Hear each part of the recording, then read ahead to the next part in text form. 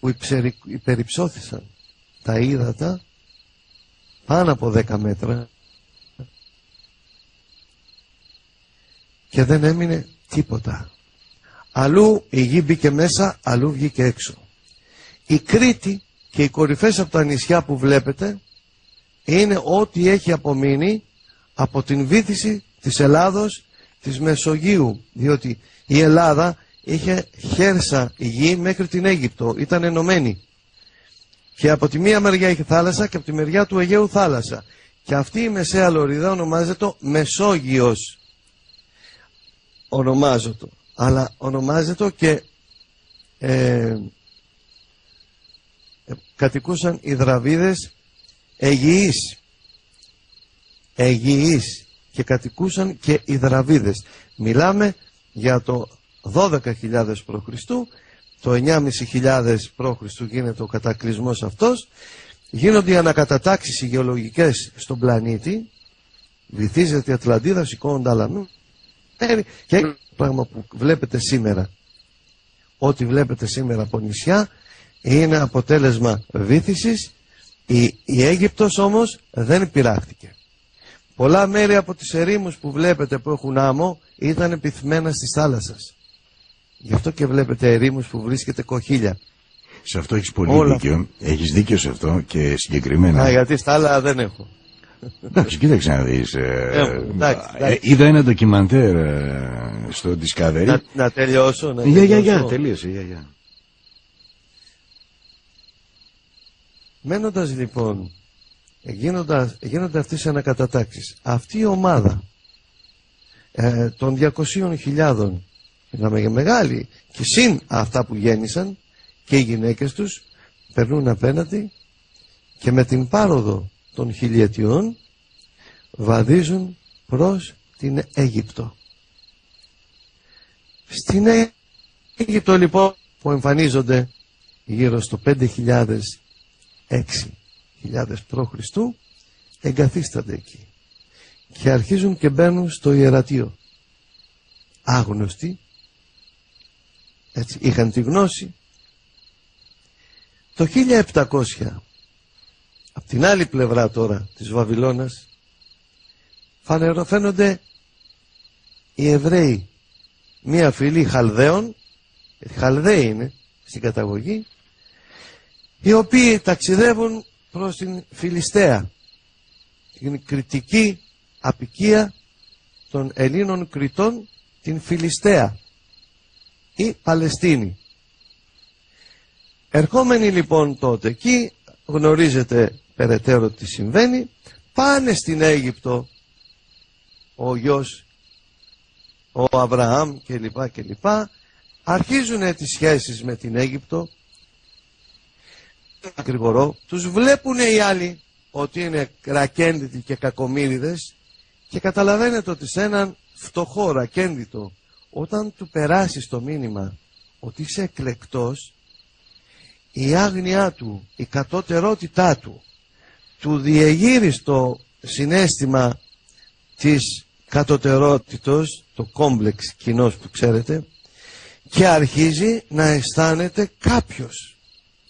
Αυτοί γνώριζαν από τέτοια κόλπα ψυχολογικά και αρχίζουν να μειούν ότι είναι εκλεκτοί.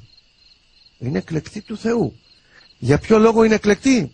Ουδής γνώριζε. Ούτε γνωρίζει και σήμερα. Αρχίζουν λοιπόν να τους μειούν τους Εβραίους αυτούς για να τους έχουν προπομπούς. Να τους έχουν αποδιοπομπαίους τράγους. Να πέφτει στάχτη στα μάτια όλης της ανθρωπότητας της τότε για να λειτουργούν υποχρία.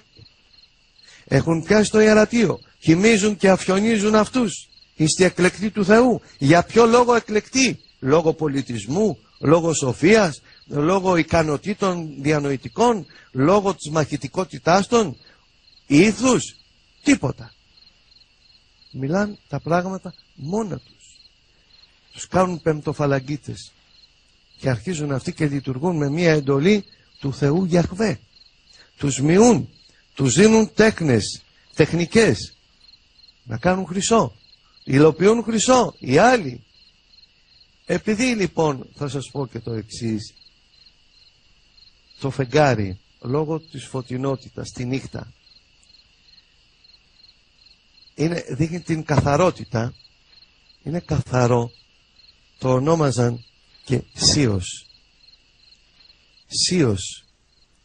Αυτή η ονομασία της φωτεινότητος, της καθαρότητος φέρεται και στην Ιερουσαλήμ στο όρος Θείον, που τα γράφω στο κόκκινο βιβλίο αυτά που σας λέω. Το όρος Θείον είναι εκεί που οι Σόλυμοι το 3000 π.Χ. κατέβηκαν από τα όρη των Σολύμων της Λυκίας προς την Φιλιστέα και δημιούργησαν το μεγαλύτερο ιερό της τότε επικράτειας, το ναό του Μιλιχίου Διός. Αυτόν το ναό πηγαίναν οι Έλληνες που θέλαν να δουν τον Ιησού κατά την εορτή του Πάσχα και βγαίνει και λέει ένας ιερωμένος και με αξίωμα, τέλος πάντων, ότι ήταν Εβραίοι, Έλληνες λέει, και πήγαν να βαπτιστούν Εβραίοι. Τέλος πάντων. Και μοιάζει και με το... Τέλος πάντων. Αυτόν το ναό... Όχι, θέλουμε να τα ξέρουμε όλα. Πάσχα, κατά την εορτή του Πάσχα των Εβραίων, οι Έλληνες Γαλιλαίοι πήγαν να δουν τον Ιησού. Πηγαίνανε λοιπόν στο όρος, το θείον όρος που ήταν ο Δίας, και γράφω μέσα την ετυμολογία, μάλλον πώς βγαίνει το όρος, και λέω καλά, αφού οι Σιωνιστές είναι κακοί, πώς είναι δυνατόν να λέει ο προφήτης χαίρε ο μητέρα Σιών, ιδού ο Υιός σου, και λέει για τον Ιησού. Και λες τώρα εδώ τι γίνεται. Και κάθομαι εγώ και το αναλύω αυτό και λέω, οι λαοί τότε τα ελληνικά όπως και σήμερα δεν τα πιάναν καλά. Βρείτε, λέω, έναν Ιταλό να σας πει στα ελληνικά το θείο, πώς το λένε. Τζίο. Βριώνει. Τζίο. Τζία η θεία, Τζίο ο θείος. Τζιόν λένε οι Εβραίοι της Ιών. Ρωτήστε τώρα έναν Ισπανό να σας πει τη θεία, το Σίος, πώς θα το πει, πώς το λένε. Σίος, που είναι ο Σίος, είναι ο καθαρός. Έτσι, ο Όσιος δηλαδή στα ελληνικά. Πώς θα την πει ο Ισπανός? Ο Ισπανός θα την πει θείος. Γιατί έχει το θ στο σίγμα. Δύο γλώσσες σας έβαλα, που τα γράφω στο βιβλίο. Η μεν Ιταλή λατινικά και οι δε Ισπανοί πάει λατινικά. Οι προφορές αλλάζουν. Θ θα πει το σίγμα ο Σπανιόλος, Σ θα πει το Θ το ελληνικό ο Λατίνος. Η ουσία όμως η ελληνική είναι από το θείον όρος που είναι ο ναός του Διός. Αυτή και μόνο η λογική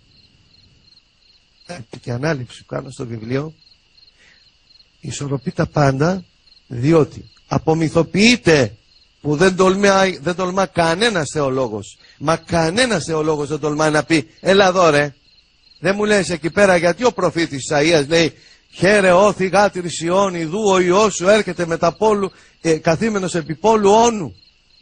Και λες κάτσε, η θυγάτηρ Σιών, ο Ιησούς Σιωνιστής, και μάτε να μας τον περάσετε εμάς για Θεό, τον Υιό της Σιών, αφού οι Σιωνιστές είναι αυτοί. Προσέξτε, ο διάβολος τι κρύβει, και γιατί τα έχει μαζί μου, τι κρύβει. Αυτό λοιπόν που το παρουσιάζω. Και άλλο ένα παράδειγμα, στην Κρήτη δεν λένε το και, δεν το λένε τσε, ταφ σίγμα. Το και είναι ταφ σίγμα, όταν το γράφουν κάπα. Δεν γράφουν ταφ σίγμα, το προφέρουν όμως τσε. Γιατί? Είναι η προφορά της γλώσσας, είναι η ίδιο. Και το διάολο το λένε, και το διάολο το λένε ζάολο. Ναι. Το DNA και το δέλτα είναι ζή. Άλλους, άσε με να τελειώσω ρε Κώστα. Μην πεις, θα πεις πάλι αυτή σου εσύ. Λοιπόν, έχουμε τέτοιες ιδιομορφίες γλωσσικές στην Ελλάδα. Καταλαβαίνετε λοιπόν αυτή παραφθορά που δεν το έχει αγγίξει κανένας και το αγγίζω εγώ με πλήρη θάρρος και θράσος και το παρουσιάζω, διότι αν και εφόσον υπάρχει λογική σε αυτό που λέω, μην περιμένετε διπλώματα και αποδείξεις. Η λογική που είναι ο Θεός μέσα σας θα σας πει όντως αυτό στέκει. Αφού στέκει, πάρ' το και πήγαινε πιο πέρα. Ερχόμενος λοιπόν ο λαός αυτός στην Φιλιστέα και έχει μοιήσει του Αβραάμ και του συναυτού που έχουν πάει Αίγυπτο, τους έχουν μοιήσει, τους έχουν περάσει σε εμβόλυμο λεκτή του Θεού, τους έχουν δώσει για κάποιους επικλήσεις και κώδικες και αυτά και αρχίζουν τα φαινόμενα. Αυτή λοιπόν την εποχή εκείνη της Ατλαντίδος υπήρχε μία αδελφότητα που καμία άλλη στον πλανήτη Γη δεν ισχύει σε τέτοια δύναμη, μεταφυσική γνώση, υποχθόνια βέβαια γνώση. Και είναι η στοά της Μελένης αδελφότητος, η Μέλανα στοά. Αυτή η Μέλανα στοά με την τεχνολογία και τα τεχνικά μέσα που είχαν άνοιξαν διάβλους κάτω από τη γη και εισχώρησαν σε μεγάλα βάθη. Υπήρχαν και άλλα έτοιμα τούνελ τέτοια, τα οποία αυτά εκμεταλλεύτηκαν, είχαν την τεχνολογία να τα δουν και δημιουργήθηκαν αυτές οι υπόγειες πολιτείες, Άρθα, τη Στούλη και τη Σαμπάλα. Εκεί λοιπόν κρύφτηκαν και από εκεί διοικούσαν την επιφάνεια, δημιουργώντας μέσα στα ιερατεία προβολές ολογραμμικές, διακτηνίζοντο, χρησιμοποιούσαν και τις πυραμίδες, που οι πυραμίδες είναι ακόμα αρχαιότερες από την Ατλαντίδα, είναι 55.000 έτη πολύ πριν, δημιουργήματα. Όλες οι πυραμίδες του πλανήτη Γη είναι δημιουργήματα του Ερμή. Του Ερμή. Του Ολύμπιου Ερμή. Του τρισμέγιστου. Του Ολυμπίου Ερμή. Έτσι. Λοιπόν, αυτοί από εκεί αρχίζουν από τότε να επηρεάζουν την επιφάνεια της Γης, δημιουργώντας αδελφότητες κρυφές και μυστικές.